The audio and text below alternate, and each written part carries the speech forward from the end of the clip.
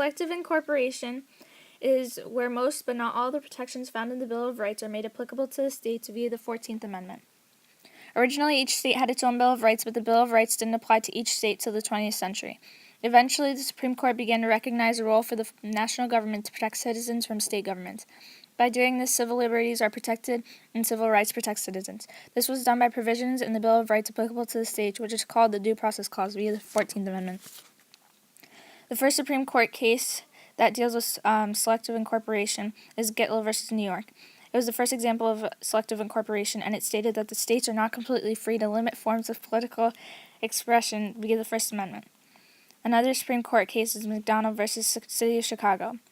This stated that the states can't take away the right to bear arms via the Second Amendment.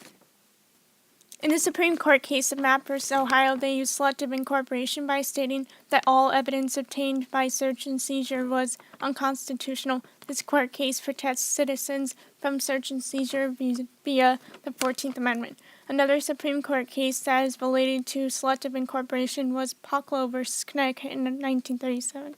Frank Pocklow was charged with 2 counts of murder. He appealed a second conviction by stating that it violated the rights of the Fifth Amendment of double jeopardy. This was previously made applicable to states by the Due Process Clause of the 14th Amendment. This case was overruled by Benton v. Maryland.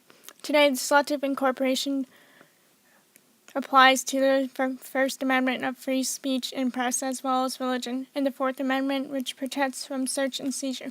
It also applies to the Fifth and Sixth Amendment by protecting and giving Americans the rights of the Takings Clause, double jeopardy, self-incrimination, and the right to counsel.